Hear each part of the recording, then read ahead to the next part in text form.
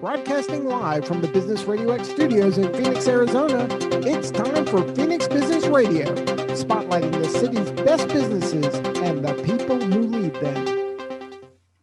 Well, hello everyone, and welcome to another episode of People and Profit Podcast, brought to you by Conscious Capitalism Arizona.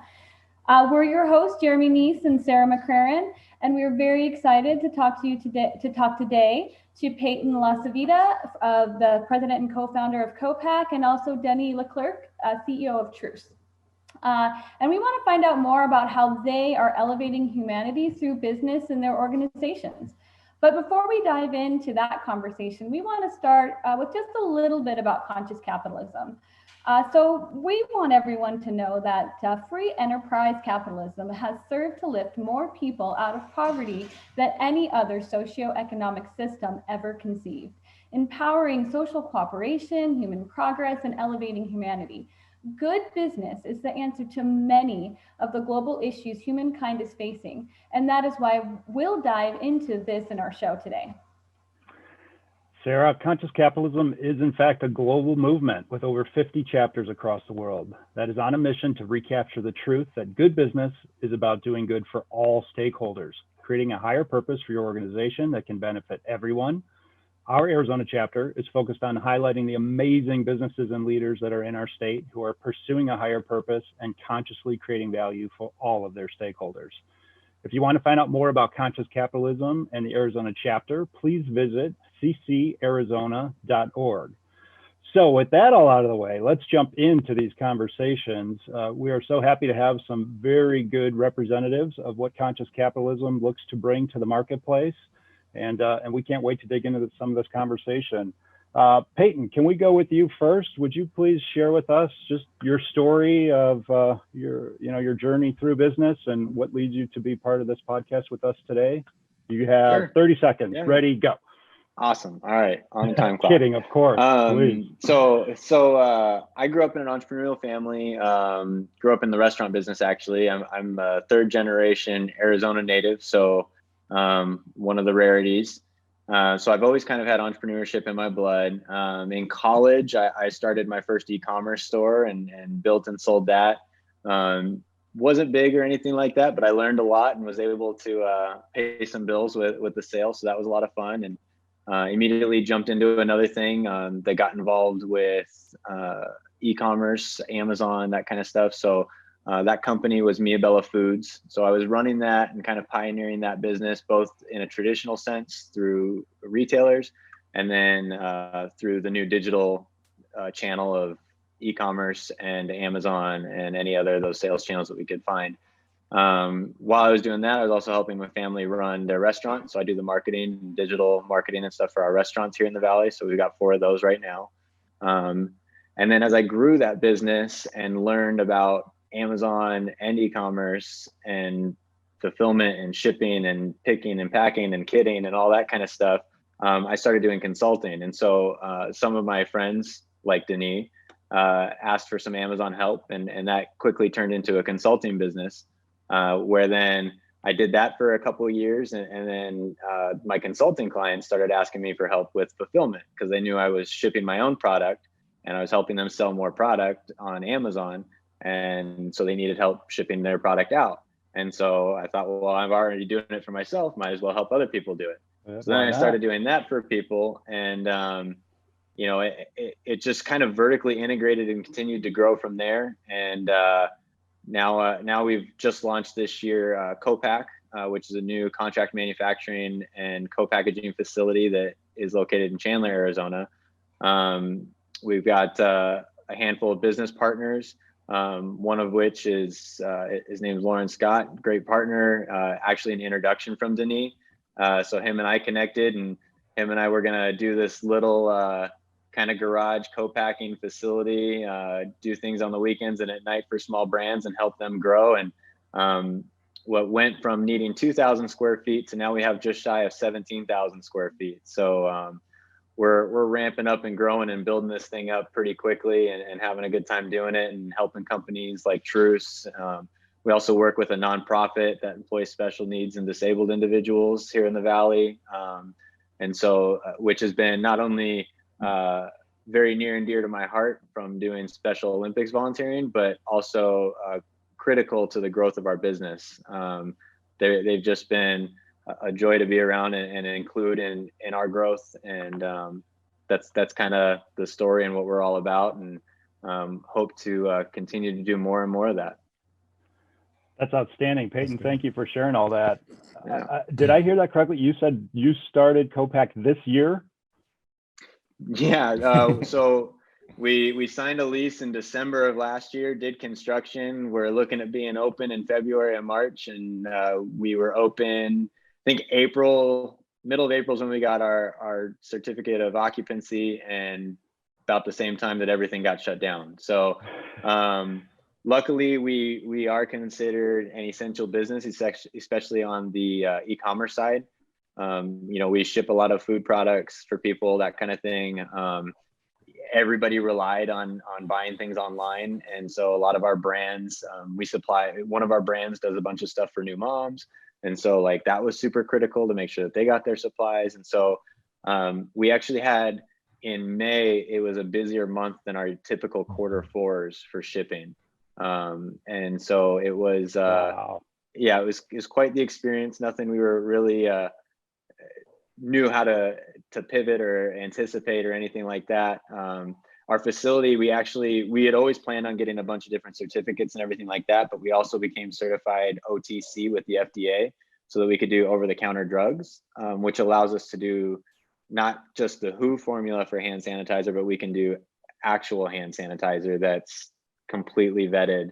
Okay. So it goes through the whole FDA process before it even goes out to the market. So our facility is rated for that, and one of the things we pivoted to, and a lot of our early clients who we had anticipated doing a lot of cosmetics, which isn't necessarily up this year, and so switching over to stuff like hand sanitizer was definitely a saving grace as we launched the new space, the new location. So that's great. Everybody's got a different story on how life and operating a business in the COVID era plays out. And boy, what a whole different set of challenges you've just explained to us about having to grow from 2,000 to 17,000 square feet and delivering essential products to people. Boy, that's a whole different kind of tornado went through your offices. And that's great to see you flourishing in a time of challenge.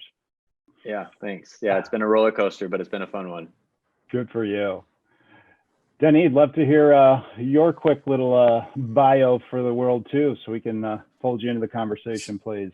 So I don't come from an entrepreneurship family. Both my parents work for the state. I'm originally from France, so I moved to the US 30 years ago, became a citizen like 20 years ago.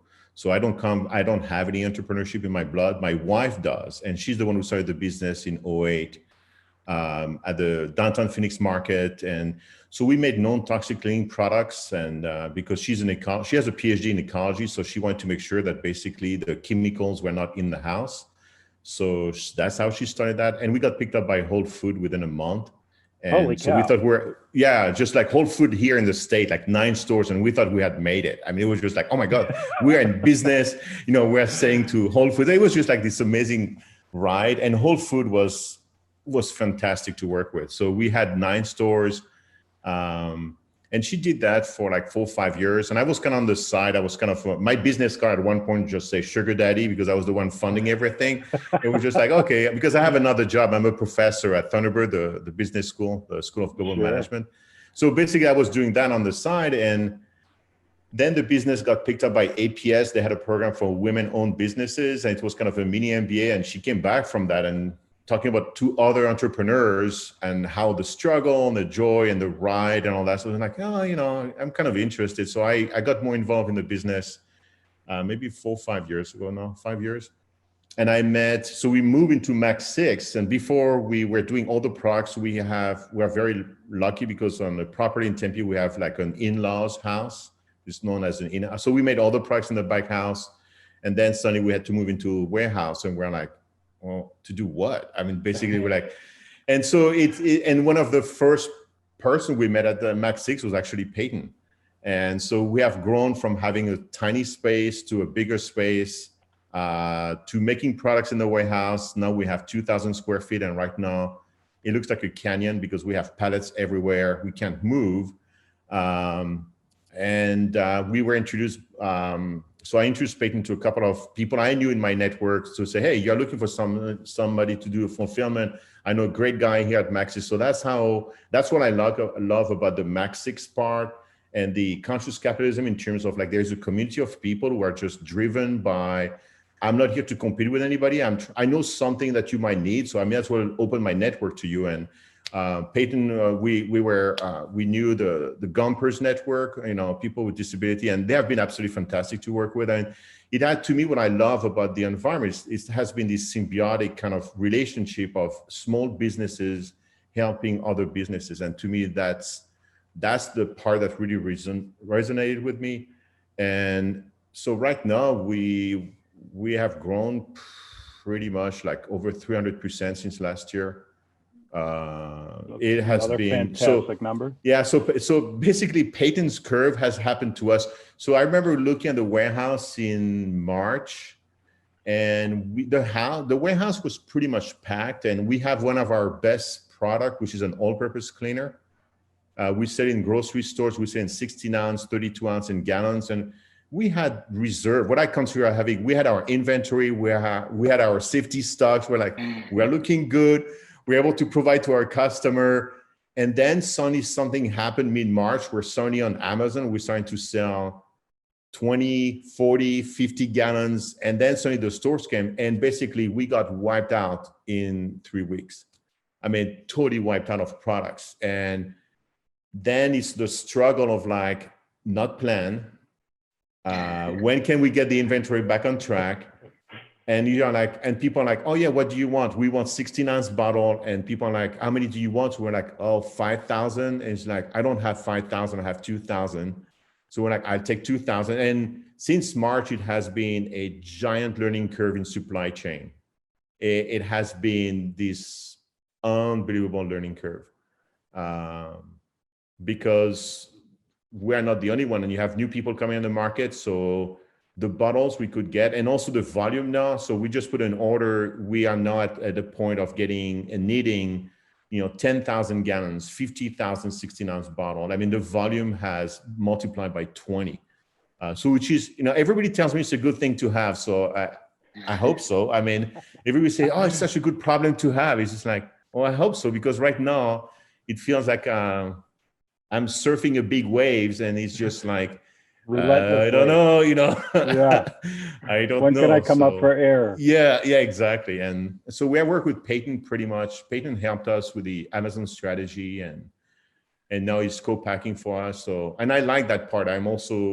Truce, we are very community oriented. So all our co-packers I can drive to my co-packers. I really, the banks is a local bank. I truly believe in helping kind of the local economies first. Unfortunately, there's some stuff we have to bring from outside the US, which is like, hey, guess what? Nobody's making bottles, making sprayers. It's a giant struggle. And you go to China and you get that stuff delivered to you in 6 weeks. It's still it's as expensive as getting it in the US, you guys. Don't get too excited. Because the taxes and all that stuff. So you're not saving money. What you're saving is time. Because like we got news last week from one of our co-packer that one bottle is not going to be available until beginning of Q2 of next year. I'm like, no, I need that stuff now. So this is in a nutshell, that's what has happened. And I have the title of a CEO, but to me, it's all about my team. I have an unbelievable team, and my only worry is to find money, because I have to slow them down, because these guys, my whole team is absolutely amazing. We have an amazing team of people, and it's all about the team. I just have the title CEO, but I'm considered as the biggest cheerleader. That's who I am. And that's my job, is to be the cheerleading on the side to let them go. So yeah. So I'm curious. I say that a lot, but so just listening to kind of your individual stories, and then where your paths have crossed, and then specifically what's the explosion that's happened for both of you this year. And I will just kind of make a little side note. It's nice to hear a story about how the changes and, the pandemic of this year has, some of the businesses that have, benefit, not all the stories about, how how businesses have been, decimated or cut or slashed or trying to figure out how to come back. It's, nice to hear that, regardless of, what the impetus is, the success stories, business success stories from, from this year as well, because I think that's always the truth, right? No matter what's going on, and how, many, bad things and struggles that are going on, there's always the other side of that, and, things that are, continuing to grow and prosper around us as well. But figuring out like how that kind of all worked for you guys, and how much of it maybe was even, dependent or needed to, happen between each other, right? So it kind of sounds like, and maybe I'm wrong, that, Payton, you have this new venture, and you, of course, you thought it was going one way and it went another way, but, that doesn't really matter. That happens, for all kinds of reasons, I think, to all kinds of businesses. And then, Denny comes in with this huge, unexpected increased demand for all of his products, while you're at the same time starting up, a co-packing, contract manufacturing facility. And so it almost seems like your success was almost some of your success and the growth from this year was almost so, intertwined. Like, Payton, you were able to grow because, Denny had this increased demand, and Denny was able to meet the increased demand because you had created this, this co-packing, contract manufacturing facility. So I'm just curious how much of that is true, because I think it's such a great example of, not just like you were saying, businesses working together, but who our stakeholders really are, who this broader community is, and how we really do depend on each other and will thrive when we choose to work together instead of just focusing on our own success. Sure. Yeah. I mean, I think I'll start with kind of the Amazon side. And Denis and I have been working on their Amazon account for a couple of years now, at least. And inventory has always been kind of an issue, and it is for just about every company on Amazon. It's a capital intensive game, and it really is a game. And with Amazon, it's like almost playing the stock market. Even if you've got your own products and it's your own brand, you've got to make sure you're constantly stocked up on inventory. And if in the case that there is a spike, you've got to have inventory in reserve to go and all that kind of stuff. So we've been really working on forecasting with Truce for a number of years, and we dialed it in pretty good. I mean, we had 6 months of inventory ready to go for all their most popular products. We were, rocking and rolling, and we had plans to pack more, mid-year and get ready for Q4, because it spikes. Even cleaning products spike in Q4. Like, it's still a good time of year for everybody. And so, we were on a really good track. And then it was just everything that we had planned for the next 6 months was blown out in 3 weeks, which, we worked really closely together to kind of solve what we would do with that. And we scrambled to get other product to customers, because what really happened was it was a need for customers. It was great that we both had companies that help, people in need, and we were there and prepared to help people in need. Obviously, we wish we could be even more prepared, but even the biggest companies in the world weren't as prepared to supply the need. So luckily, small businesses like us are there to also help when people need that kind of stuff. So, now if we can send a few hundred units or a few thousand units, we do it, because it quickly gets to the customers. And so, we've been constantly working on that together, and the whole supply chain really did get messed up. So a lot of like the raw materials, even that some of our clients need and stuff like that, are really difficult to get. And so over the last month, we've all been working really hard to make sure we can get the raw materials. So now, Denis and his, like he said, amazing team, they're so amazing to work with. We're all on a Slack channel together. So I communicate with his team almost daily.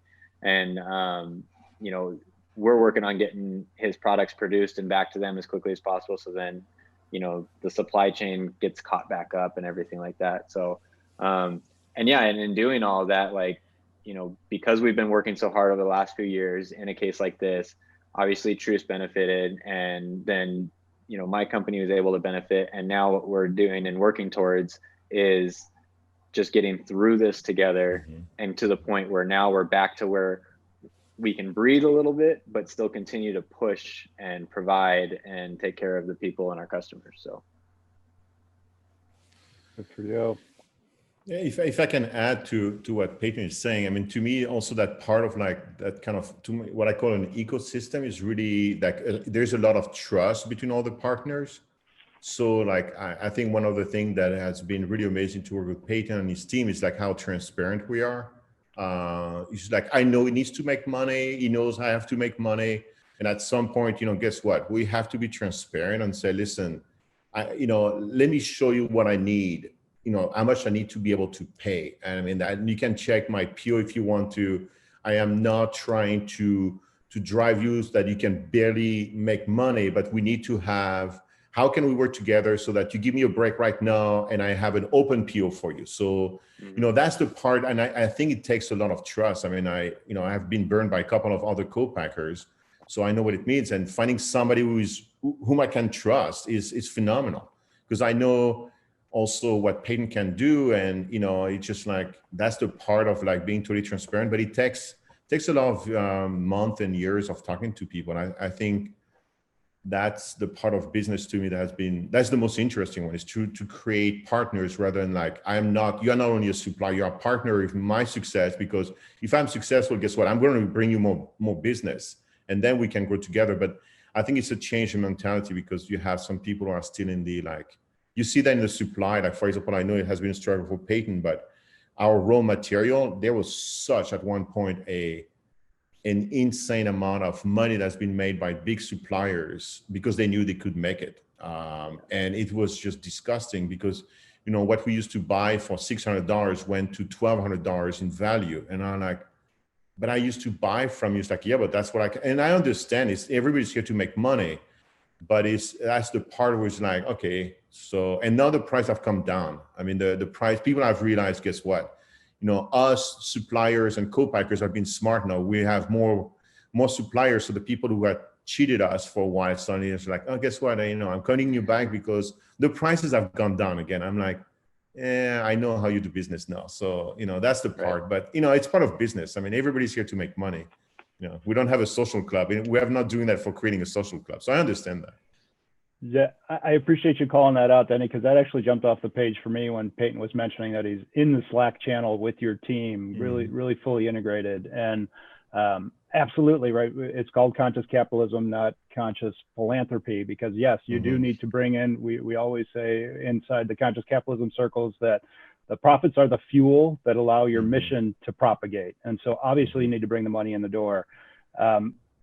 The benefit in the trust relationship that you two have established in propelling both your organizations forward is you've got this, the long-term mindset, and that, yeah, maybe I could command a few extra bucks out of this engagement, or I could beat a supplier down to a little bit of a lower price point, and that might help you on this transaction.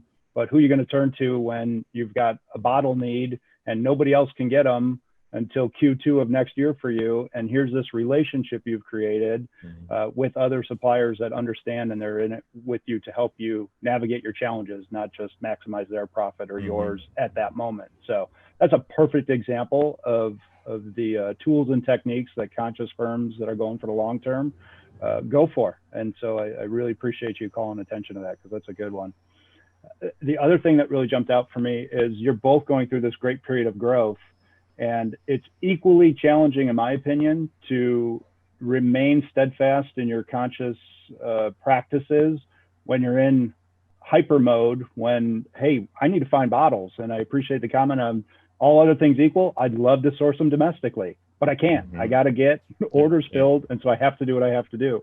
And so I can only imagine the series of challenges. There's, obviously people in the environment right now are, how do we survive? Our revenues aren't even coming in the door. How do we keep things afloat? And obviously there's challenges to how you operate consciously in that storm, if you will. But what you two are facing is equally as challenging, in my opinion, staying true to your values. And so I'm just curious, is that something that you're intentional with on your teams and saying, hey, we're moving fast and furious, but let's not lose sight of our core values. How do you keep that at top of mind for everyone? So I have a great example on that. So because Payton had already dealt with the supplier for our bottles. And so when I brought that to the team, I say, you guys, rather than waiting until November to get these bottles where we have an order for 20,000 of these, we can outsource them to China. And I'm not kidding. We spent a half an hour conversation on that topic. We spent half an hour as a team to talk about, like, is it something we should be doing? What does it mean about who we are as community and trying to engage our suppliers and the people in the community? What if we don't do it? What will be, are we seeing that as a short term, mid-term, or do we see that as a long term? And it was a very interesting conversation, because at first people are like, well, we have our co-packer here in the US, you know, they are big guys, but they cannot provide to us. We are in business, and they don't seem to know basically when are they going to be able to provide us sprayers. You know, sprayers are unknown entity right now in the US market. I'm not kidding. Try to find a sprayer and not, you know, and so it took us half an hour, and then it's like, okay, well, how are we going to trust these people in China? I mean, you know, because we have to give it, it was not an easy conversation for us. I mean, you would think, oh, it's like also all about money driven. Well, the cost of the product is actually dirt cheap. I'm not going to lie to you. But then when you have the transportation, you have the taxes you have to pay, and you're just like, okay, so I'm saving a penny, 2 pennies maybe. The cost is pretty much the same. It's not the cost, it's the speed. I mean, it's insane. It's absolutely insane. We're a co-packer here. Even the big guys who do blow bottles and all that stuff, they can't keep up with the demand. I think everybody was totally taken by surprise by that storm. And so what you have is a huge, I mean, it goes deeper in terms of geopolitics, but we have sent our plastic to China for years. Then we find ourselves with no plastic in the US. So, you know, it's just like this kind of like stupid system. And now we have to go to China. And this is when you realize like big decisions have also local impact. And to us, it was just brutal. It was absolutely brutal. And so, but I love your methodology. I love that you actually huddled the team up. And what are the moves on the table here, and which one is most aligned for us right now? And how do we approach that? So how about you, Peyton? Peyton, do you have examples of challenges and or of wins? For sure. Sort of surfing through this challenge? Yeah. So, you know, in addition to the constant communication, like Denis was talking about with the team, and making sure the team also is on the same page as you, I think that's super important, and understanding. And it's really easy to go, and we've gone weeks without meeting as a team before, and you quickly realize how bad of an idea that is, and how even just one meeting can completely change the entire situation you're going through, because everybody's trying to figure things out and stuff like that. But I think it's really important to build kind of that consciousness into your systems, into your business, so that it's part of the processes and part of the DNA of what you do and who you are as a company. You know, unfortunately, you know, I'll use the example of working with our special needs, you know, employees, and it's, you know, they're high risk, and so we lost a massive important labor force early on in all of this, and it was at the detriment of the business, but their lives and safety are far more important than anything we're doing. And so, you know, that was sad, but at the same time, like, we were able to make it through, and we haven't replaced that part of our business. So as soon as it's safe, like, we're bringing that consciousness right back into the business, because it's part of our business, and we wouldn't be where we're at today without it. And so, you know, wanting to contribute to that community and wanting to, you know, just integrate all that into who we are, I think is important early on. So we've been working with that group for probably a little over a year now, at least. And that's when we were in less than 1,000 square feet, you know, just doing our fulfillment stuff and just doing some kitting stuff. And now, like, once it's safe again, we can't wait to bring back, you know, as many individuals as we possibly can, and provide jobs as much as we can, and still keep everybody safe and healthy. So it's easy to do. I guess easy is the wrong word. It's never easy to do, but it's important to build it into your business from the start, and then just stay true to that. So, and I think Truce, I mean, from the beginning, I've watched them grow from their little space they had at Max 6 to what they're doing now, and it's been amazing. And what's been great about it is their growth is not taken away from who they were from day one. And I mean, I completely admire and love that about them and their team and the brand. And I will always be a huge supporter of that because of who they are and what they've done. So I think that's probably one of the most important things. So Peyton, with you guys being a new company, and talking about the importance of baking it in, what did that look like for you? So you've got your concept, you're getting ready to get up and going, you're building your team. How did you establish that, and then of course quickly grew very quickly. So how did you establish that foundation, especially through mass change and quick growth, that was strong enough to keep you attached? Sure. So I mean, it's definitely quick growth, but at the same time, it's something we've been working on for 6 or 7 years. So it's kind of one of those overnight, I mean, I wouldn't even call us close to success yet, but it's one of those things that I've been a solo entrepreneur for a long time. And then I had a small team, and it was, project managers who worked in other states. And then, then my wife joined the team, and we're working together, and we're waking up every day, and we're going in there and working on the business. And this is going on for years.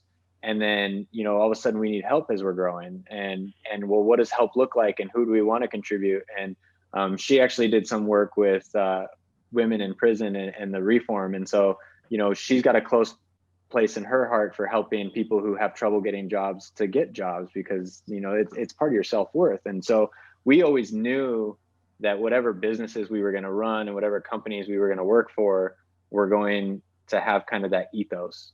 And so it made sense to us real quickly to figure out, well, how do we contribute back to this community? Because we're going to work just as hard. And if we can get that little extra help and then get that support, then we can grow. And then, when you do good things and you work with good people, you meet other good people. And so, that's when, Denis met me, or introduced me to Lauren, and Lauren and I had this vision, and then other people got involved, and we have great investors. And so when you put these communities together and the right people together, that's really when you start to see that growth. And so as long as the people you're bringing together have that same kind of outlook and vision as you do, that's when you're going to be able to see the next level or the next step of your journey with your company and your organization. So that's kind of how we did it quickly, but it's been in the works for years and years and years. So it's a while to become an overnight success. Yeah. If I can add something, Payton is one of the hardest guy I ever known. I mean, that guy is just amazing. And he's also so generous of his time. So anytime we had a question, he was always like, okay, how can I help you? And that what he's saying is actually so true about how he lives, basically, on how he engage with these people and how you engage with business. I mean, that's why to me, it's just like when we asked, we were looking for somebody to work with, and we were so excited he was able to have his co-packing business. I was texting him on a regular basis, like, so how far are you? Because we want to work with you, because we had such a great experience. So that's the part I would seriously have people engaging in. Like, find people who have the same mindset, the same ethos in terms of how you want to run your business. Don't take any shortcuts. It's not going to be worth it. It's not the short-term gain, and the pain is not going to be worth it for your business. So, what I've learned is patience. So find the right person and, go for it afterwards. But yeah. And find people who want to help. I mean, that's part of our whole big thing too, is like, Denis said, I'm generous with my time and sometimes maybe too much, but it's because I want to help people. And the more people I help, the more success we have as a company. and especially in like services and consulting, right? So it's like, if you help and they grow, you grow. So you should be generous with your time, because you're helping yourself grow by helping others grow. And that's kind of from day one. I mean, our kind of internal joking slogan with Copac, it's spelled K-O-Pac, right? And it's knockout packaging. And our whole thing is, any job, big or small, we'll knock it out, you know? So, cause it's really difficult for small companies who need a run of 200 units or 500 units or even 1,000 units to find anybody who will give them the time of day, you know, and we answer every phone call, you know, and I watched Truce struggle through that early on, finding the right fit, you know, and then you can find people who can help you with that, but then at the same time, then there's nobody to help you scale. And then you're trying to make this jump from somebody small and who's struggling to keep up with you, and their business might even be hurting because you're getting too big for them. And then all of a sudden you've got to go find a bigger co-packer who will give you the time of day. And I mean, there's co-packers that I've called, and 3 years later, I'm still waiting for them to call me back, you know? And so, you know, we answer every phone call. And a prime example of that is one of our best clients now.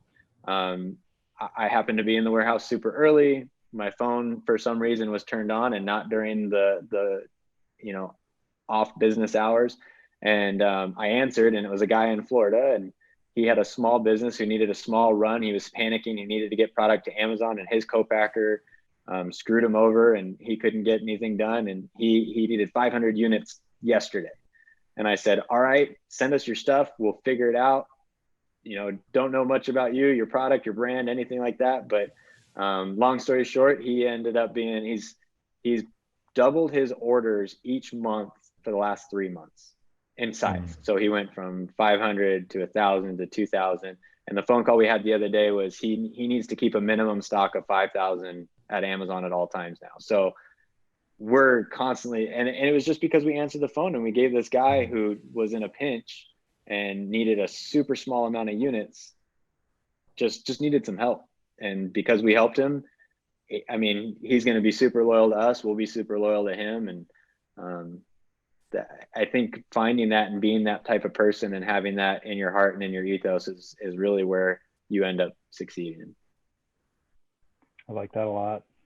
So it sounds like, you know, your strategy, what makes you different, is, you know, you answer the call, right? So someone has a need and you're not, you know, determining whether or not they're worth your time or they're going to have a big enough return. You just say, you know, I recognize there's small businesses out there. They have, you know, needs, they're looking to grow, they're obviously evolving their, you know, their own business, and we're going to, you know, be there to help support them.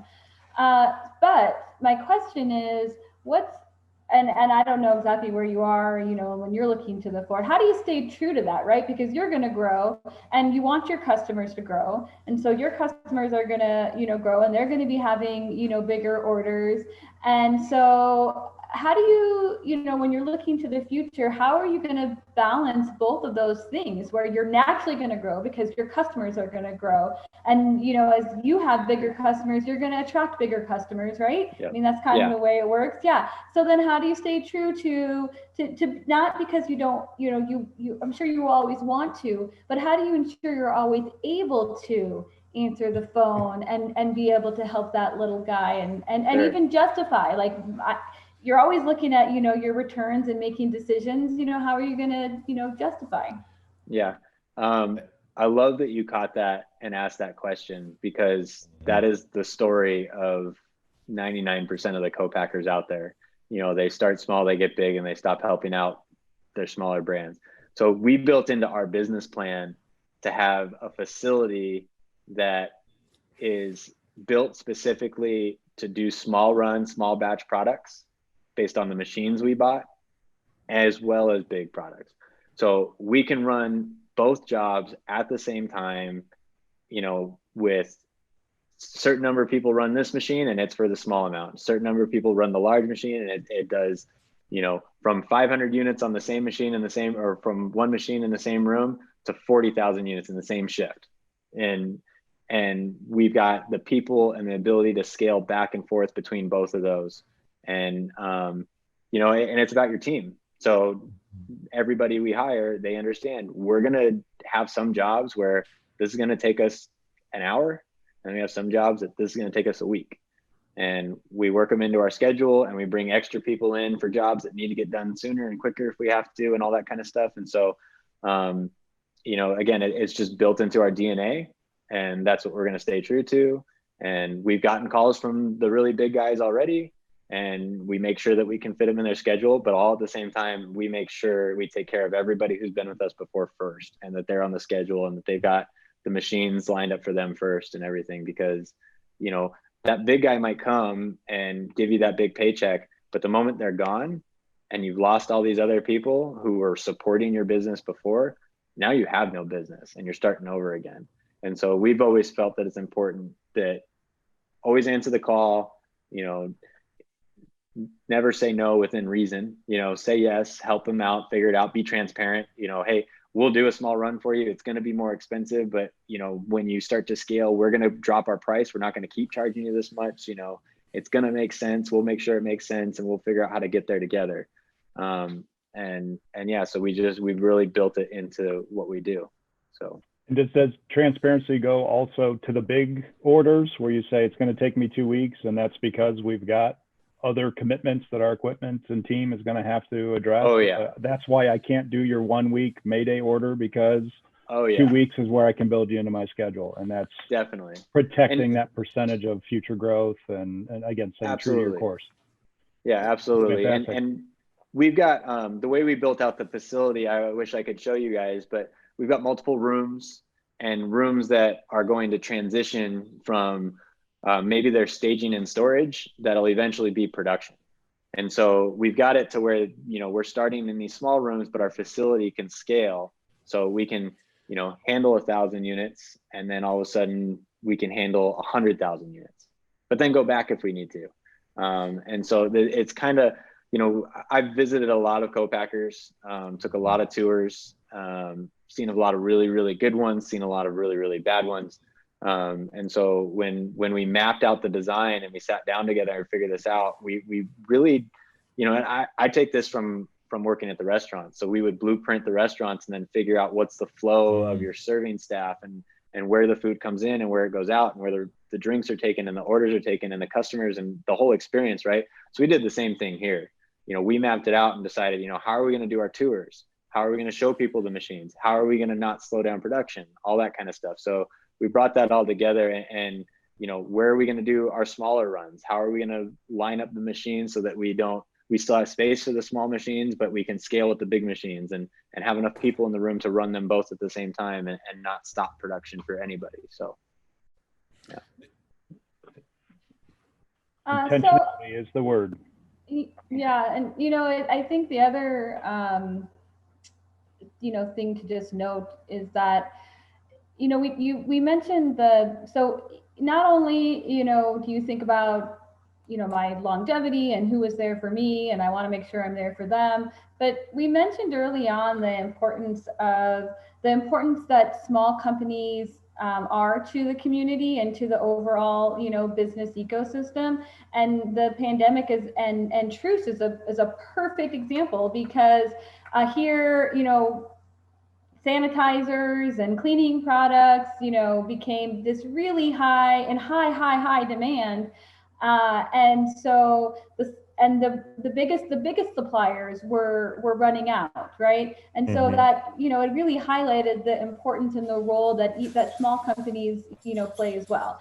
And so so when you think about, you know, what are you bringing with your company, you know, what is, you know, co-pack bringing, and making sure that we do continue to support those small companies, because not only is it, you know, is it good for our company, but it's good for the greater community as well. Because what if, you know, companies like Truce weren't able to respond when we truly needed them, you know? And I was thinking, Denny, as well, I was just curious about, so not only did we have, you know, this increased need for cleaning products, but you know, what about the people who understand the importance of clean products? You know, they understand the the dangers of all the chemicals that are in, the vast majority of the products, and people who really, believe that, those along with, food preservatives are likely what's, a significant cause to, to the increased disease that we're experiencing in these rich Western advanced, countries. So I'm just curious, for you and filling that specific, segment, have you seen, where people are really understanding more, or they're gravitating more to those natural products? They had to start looking at alternatives anyway, if nothing else, because of supply. But then also, or have you seen where people are like, I just need I just need cleaning supplies. I don't care what's in it. I mean, what have you seen? So that's such an interesting question, because that's actually at the core of who we are. First of all, people have to realize that there is no US legislation, no laws that is forcing basically cleaning products to list their ingredients on the bottles.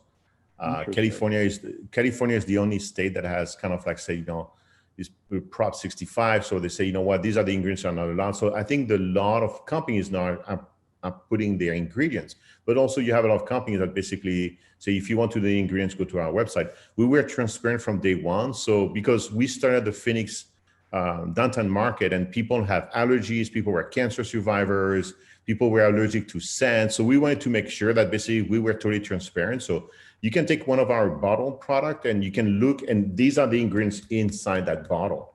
I mean, we are not lying to you. It's easy. I mean, there's actually a very cute video on our website to show you kids reading the ingredients of our products compared to our competitors, because that's who we were from the start, like being as transparent as possible. And we learned a lot about the business talking about co-packers, because at first we didn't sell water in our products. So basically you bought the bottle, but you had only the ingredients, and you had a tag that says add your own water, because to us it makes so much sense. Why do we have to sell you water? And my wife had to answer the calls so many times, because customers in the stores or people in the stores were like, hey, your bottle is empty, so there's a problem with the product. And we are like way ahead of maybe the curve, because the customers were not there. As soon as we added water, our sales just multiplied by like 20, because people are like, and because the products in the grocery store, the way the industry set up the grocery store is the price per ounces of products you have in the bottle. So if you look at the 16-ounce bottle, basically, and you put it by ounce, because we only put 4 ounces of products in the concentrate, basically, the people are like, that is insane. I mean, when I compare to the competitor, I can buy the same stuff for 28 ounces, 20 cents an ounce, compared to Truce, which is like, $1.20. It's like, yeah, but wait a minute here. You are only, so we learn on that part, and we had to get the co-packer engaged. And now, I mean, talking about Payton and how he structured his system, the pain for us was really having co-packers willing to do these small runs, because what you have to think about is like, the reason why I can only do a run of $1,000 is, guess what? Cash is king, and I only have enough money to make 1,000. And to me, it's just like, that's the challenge. I mean, all our big ideas of the business, cash is king. And because, when I go to a co-packer like Payton, I mean, he has to work. I mean, he has to make money. And so he's going to ask, guess what? I need to put money down, so you negotiate the term. But for me as a business, and I'm draining all that cash up front. And this is where the trust and the relationship, because if he tells me he's going to be able to deliver the product in 6 weeks or 7 weeks or whatever, I need to make sure that's really going to happen, because my cash has been tied up front, and I'm not going to be paid by my customer for an extra 30 days. So it's a very long swing of cash flow.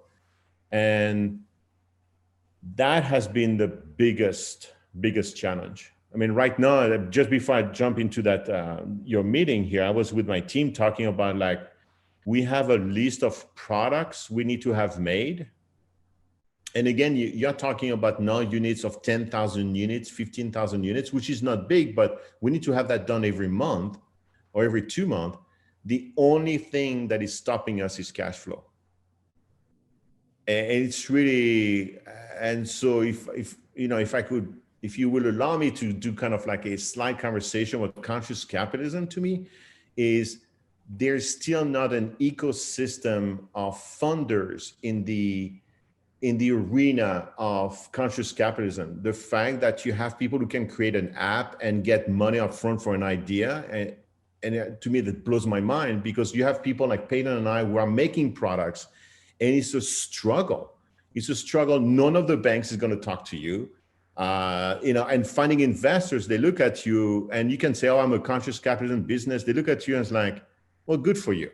And to me, if I have my only kind of big peeve about conscious capitalism right now, it's like the mass of businesses and investors who are willing to put money down where the belief is in conscious capitalism, that's where it's needed. Because people, it's not only Truce, it's not only Payton, but you have hundreds of small businesses that are really running this business with a really believe that doing the right thing. And what's killing them is cash flow.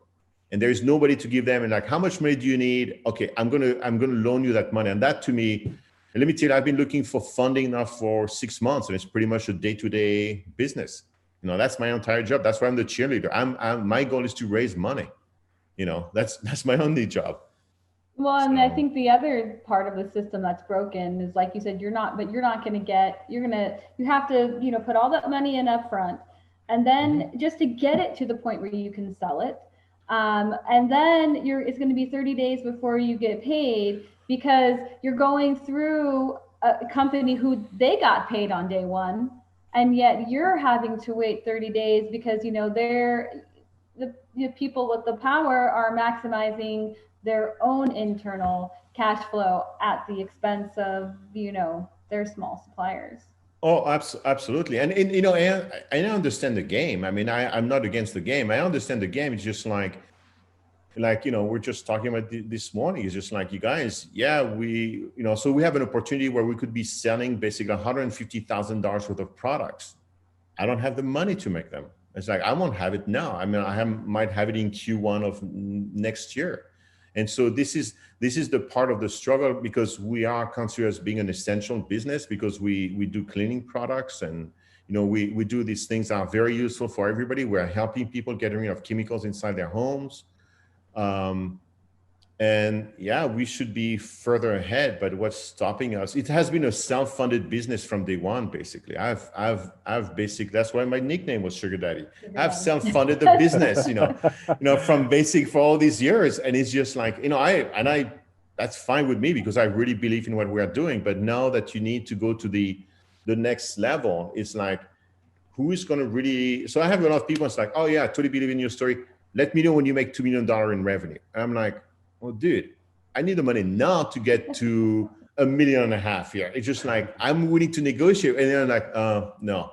And just like, so it's a non-starter. And that's, I know everybody wants to make a quick buck, but there is money to be made if people are patient, because the people who are smart, who are willing to say, okay, how much money do you need? I will help you grow the business. They could be making so much money. And that's my only kind of like big peeve in CPG and the whole issue of conscious capitalism, because I've not yet found any major investors who have said, I totally believe in what you do. I understand what you are doing. I understand you are playing the long game. Let me help you. That's my only, because I know where we could potentially be. We could be like so far ahead. We're certainly swimming against the currents. If you look at society in general, right? Like Amazon's 2-day delivery. Well, that's not fast enough. We need same-day delivery. No, I need a drone here in an hour. How can I possibly wait until Monday for my T-shirt? So, yeah. and I can't even remember the numbers of how often people touch their phone throughout the day. It's, hundreds of times. Like this whole concept of just wait and let it become, let the acorn become an oak, like that. Yeah. That's not the pace of our society. I'm actually curious what the narrative is in the business school. Like what are we teaching the future generation of leaders about the value of, the stock market's going to gauge everybody by the quarter, by the week, by the day, whatever metric. It's not long enough when you compare it to people building organizations for the long term, the seventh generation mindset that's just not prevalent. So what's happening in the classrooms? Where do we start to stem that tide?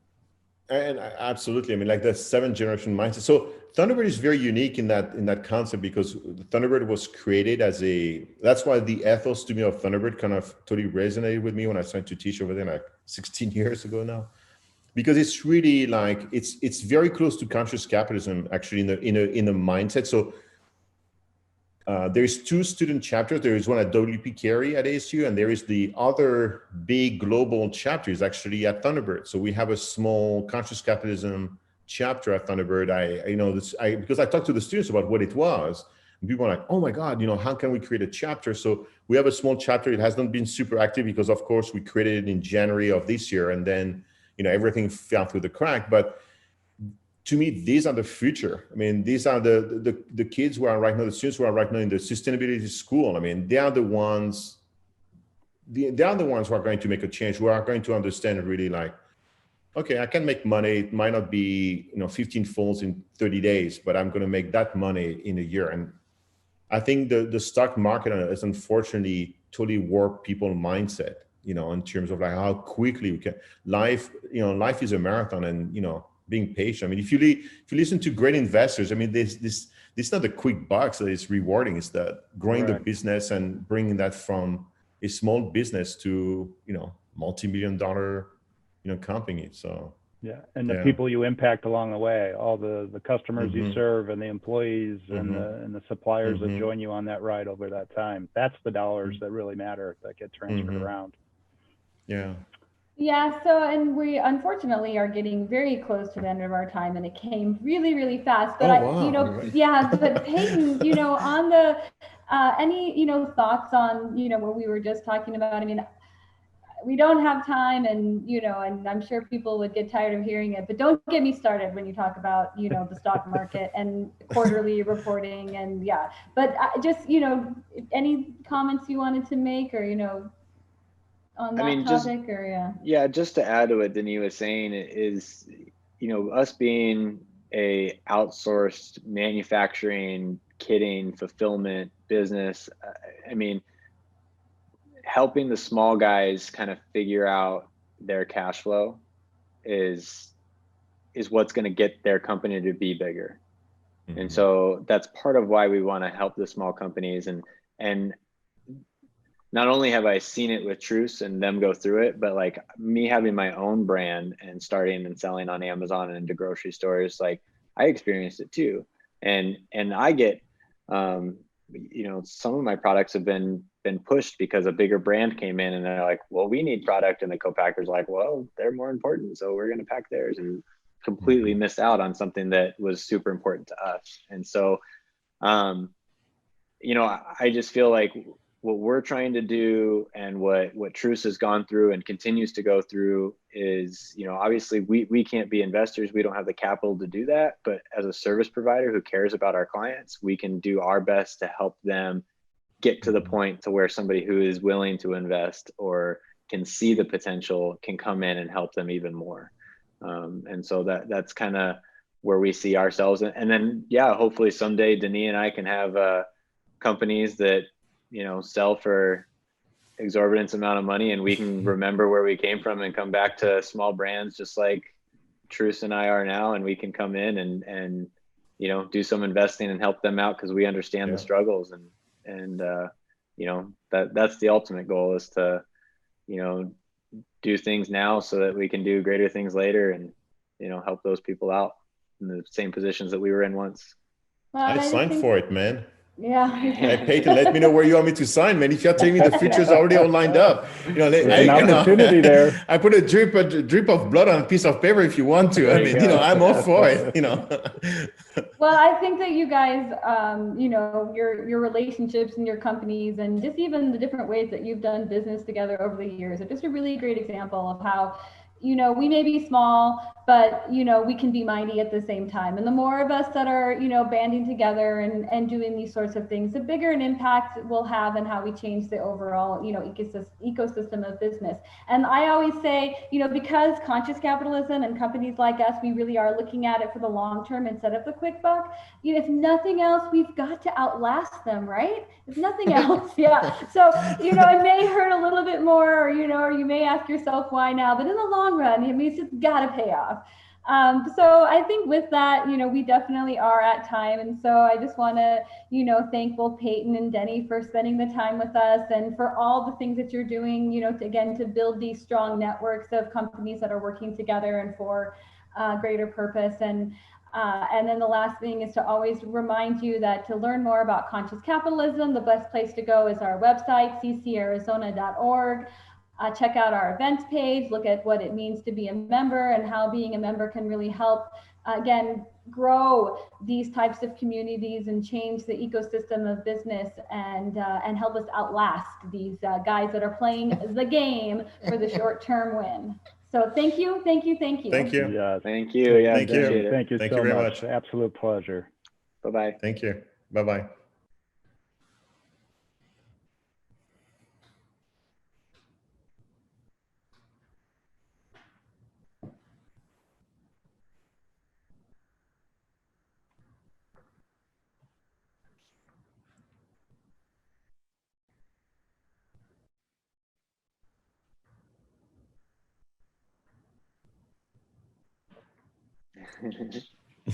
I know we're like all afraid to speak. Yeah, we're like, are we allowed to yet? Karen, help us. Cool. Excellent. Great job, guys. Well, good. Thank you. Good, Yeah, it was good, a lot good. of fun. Yeah. That was awesome. Oh, Karen, you're muted still. She was going to say, great job, everyone. Let's take a picture. You guys, Let's take a picture. Yeah. So what I want to do, what we'll do is Karen and Daniel and I, we will get rid of our video so that it just shows the four of you, and we'll take a fun picture. But because we do have Karen and myself and Daniel all behind the scenes today, I do want to pop back on and do one with them in as well, just to kind of show like, hey, look at all the people that goes into this. Takes a team for sure. Yeah, it definitely takes a team. So let me go out, but you guys should still be able to hear me. So Daniel, if you want to get rid of your video, and then what we will do, perfect. So I'll count to 3. We'll do a nice fun smiley face, and then we'll make sure it worked out, and then maybe take another one. We'll see. All right, ready? 1, 2, 3. Let's take 1. Hold on, let me do another one. Okay, hold on. 1, 2. All right, let's try this one. Awesome. Let me make sure that it worked. Stand by. Da, da, da. This is my standby music as I make sure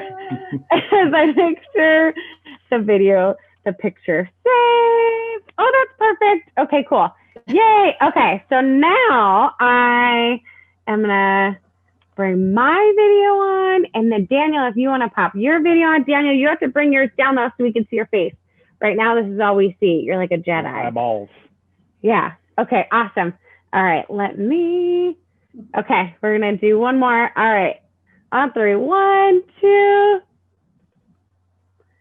Awesome. Let me make sure this one worked, and then, yay! Oh, that's fun. Then that shows that we've got some. There's all kinds of people. It's a village to tackle. Cool. Ooh, we can hear you now. I have no idea what happened. It's not good if you're the one producing and you can't hear me. That's a little scary. We'll keep that between us, Karen. Thank goodness. And thank God Kendra and Dan both have done this 1,000 times here. So, hey, that was really fantastic conversation. You guys, Jeremy and Sarah, well led. And I hope you feel like you gained what you wanted out of the conversation on behalf of our CCA broader community.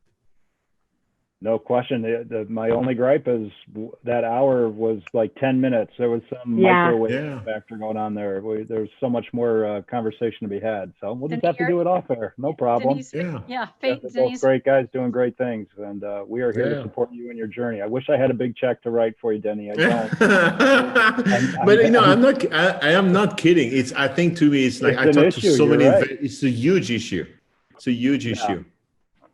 Because that movement that we as a group can maybe help make some noise in that area. I know Scott has beat that drum with the chapter platform before, and maybe it's time for us to start shuffling that up again, see what we can do. Cool. Well, awesome. Well, thank you again. I think Karen mentioned at the beginning, in a couple of days you'll get an email from Angie on the team, so that way you guys, you gentlemen, can use this. You can clip it, snip it, whatever, utilize it for your own personal marketing and branding too.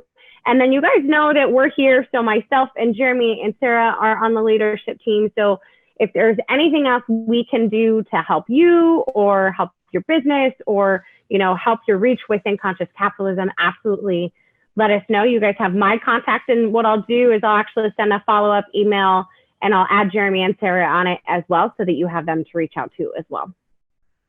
Cool. And then that's Excellent. it.